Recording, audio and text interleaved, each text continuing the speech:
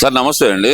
ఏమండి ఆ, ఇప్పుడు ఏదైతే కనుక ఉద్యోగస్తులకి 11,000 మందికి ఊరట కల్పించే విధంగా కూటమి ప్రభుత్వం ఏదైతే సిపిఎస్ రద్దు చేసి వాళ్ళకి ఓపీఎస్ అంటే 2004 బిఫోర్ ఏదైతే నోటిఫికేషన్ వచ్చిందో వాళ్ళకి కల్పించడం, అదే బెనిఫిట్స్ మాకు కావాలని చెప్పి బండి సూర్యనారాయణ గారు డిమాండ్ చేస్తూ ఆయన ఆగస్టులో నేను మహాధర్నాకు వెళ్తున్నానంటూ ప్రకటించడం ఎలా చూడాలంటారు ఇదంతా అసలు?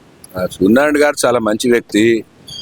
ఇది అంతకుముందు గత ప్రభుత్వంలో 5 ఏళ్లలో ఒకసారి చంద్రబాబు నాయుడు గారు 43% ఇచ్చాడు మాకు.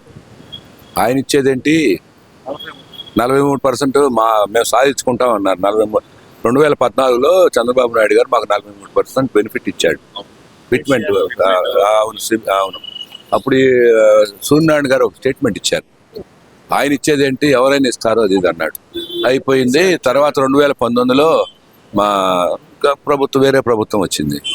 వేరే ప్రభుత్వం వచ్చిన తర్వాత ఆ ప్రభుత్వం ఏం చెప్పింది? ఏమి ఇవ్వలా. ఓ డిఏ ఎరియర్స్ ఇవ్వలేదు, డిఏలు ఇవ్వలేదు.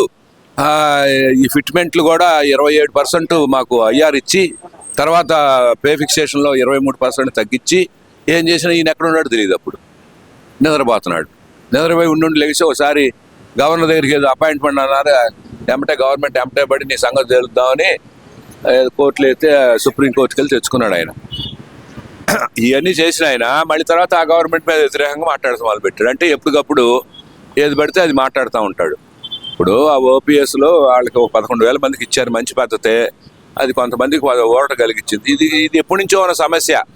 ఏది 2004 తర్వాత ఈ ఎంప్లాయీస్కి పెన్షన్ లేదనేది ఎప్పటి నుంచో సమస్య.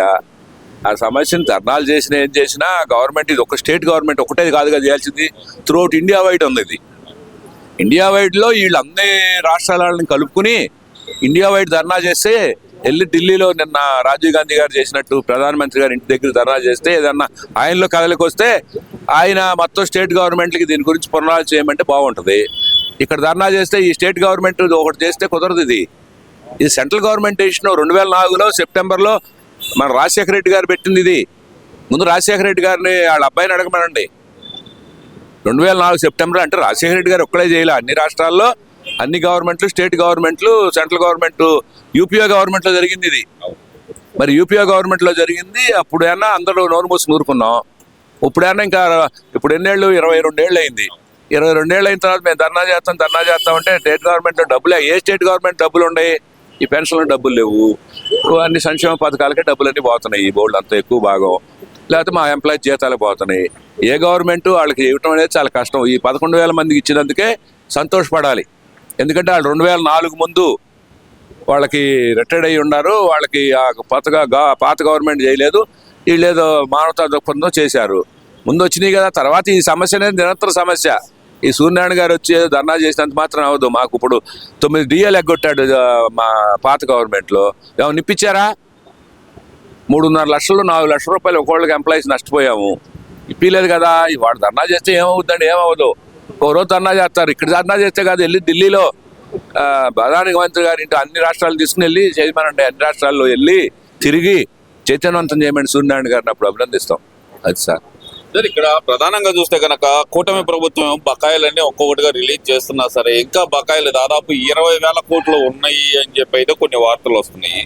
ఇంత బకాయిలు పెరిగిపోవడానికి గల ప్రధాన కారణం ఏమనుకోవచ్చు అంటారు అసలు? ఆ రోజు నిద్రపోయామండి మేమందరం. ఎన్జిఓస్ లీడర్లు అందరూ నిద్రపోయారు. భయం ఏదన్నా ఒకటి. అంతకుముందు ఎట్టుండేదంటే మేము టీచర్స్ సంఘాలు కూడా ఏదన్నా సాధించుకోవాలంటే గవర్నమెంట్ మెడలు వంచి సాధిస్తాం అనేవాళ్ళు. 5 ఏళ్ళు చక్కగా నిద్రపోయారు. మాకు రావాల్సి అన్ని ఎగ్గొట్టారు.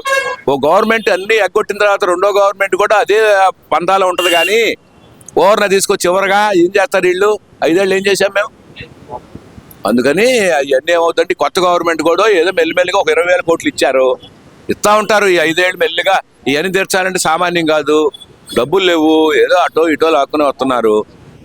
అందుకని ఒక్కసారి 5 ఏళ్ళు గవర్నమెంట్లో చేసిన అన్ని గవర్నమెంట్లో రాగానే ఇవ్వాలంటే ఇది ఏమన్నా పైనుంచి ఏమన్నా ఆయనకి ఏమన్నా ఉందా? తూతురు మంత్రం వల్లే చంద్రబాబు గారికి ఏమన్నా చేతిలో నుంచి రాగానే డబ్బులు వస్తాయా? ఆయన కూడా అన్ని రకాలుగా ఆలోచించి ఇస్తారు. వరుసనే 1 by 1 రావటం అంటే 2 ఏళ్ళు అయింది. ఇంకా 2 ఏళ్ళు పట్టొచ్చు 20,000 కోట్లు రావడానికి. ఇంకా కొత్త రావాలంటే ఇంకే వస్తాయి? ఈ ముందు ఈ బాకీలు పోవటానికే 4 ఏళ్ళు పట్టుద్ది.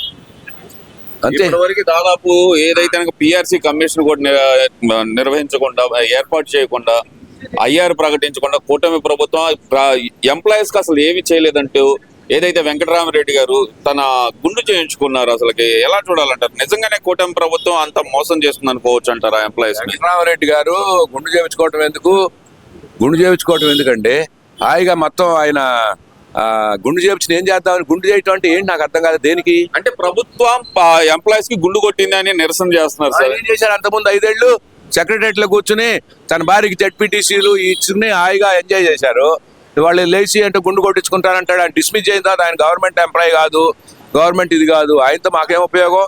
అప్పుడు ఏదైనా ఇప్పించుంటే ఈయన ఏదో సెక్రటరియట్ ఎంప్లాయీస్ అసోసియేషన్ ప్రెసిడెంట్ గా బాగా చేశాడు అనుకునేవాడు. ఆయన ఏం చేశాడు? ఆయన ఎంతసేపు ఒక పార్టీని కొమ్ము కాసి రెండో పార్టీని తిడతాం తప్పితే ఇప్పుడు 20,000 కోట్లు ఇచ్చారు. అప్పుడు ఆ రోజు ఎందుకు ఇప్పలేదు? 40 కోట్లు వాళ్ళు 40,000 కోట్లు బాకీ పెడితే ఆ రోజు ఏం చేశాడు వెంకటరామరెడ్డి గారు? నిద్రపోతున్నాడా? ఇప్పుడు గుండు కొట్టించుకోవడం ఎందుకు? ఆయన డిస్మిస్ చేసిన తర్వాత ఆయన ఎంప్లాయీ కాదు, ఏం కాదు, మా సంఘానికి ఆయన ఏం చేస్తాడు మాకు? అలా ఆ రోజు 40,000 కోట్లు చేసినప్పుడు ఈయన ఎక్కడ నిద్రపోతున్నాడు? ఇవాళ లేచి నిద్రపోయి నిద్రలోంచి లేచి ఒక గుండు కొట్టించుకుంటే మేము ఏదైనా నమ్మాలి ఆయన్ని? ఆయన ఏంటంటే ఓ సెక్రటరియట్ ఎంప్లాయీ, చిన్న సెక్రటరియట్ ఎంప్లాయీస్ ప్రెసిడెంట్, ఆయన మాకు చెప్పేది? మాకేం చేయలేదు ఆయన. మా కోసం గుండు ఎంప్లాయీస్ కోసం, అక్కడ సెక్రటరియట్ ఎంప్లాయీస్ కోసం గుండు కొట్టించుకోమనండి. అది ఉంటే ఎవడు పట్టించుకోవట్లే ఆయన్ని. ఆయన చూస్తే మేము వినేదేంటి? నేను ఎటుంటాడు ఆయన ఎటుంటాడే, నేను గుండు కొట్టించుకుంటా సరిపోద్దా? 10 ఏళ్ళు గుండు కొట్టించుకుంటా ఉంటారు, సరిపోద్దా? ఆయన ఎవరు అసలు? ఏంటి గుండు కొట్టించిన ఏం చేద్దామని? ఆయన ఏం చేస్తాడు? ఆయన సరే ఇప్పుడైతే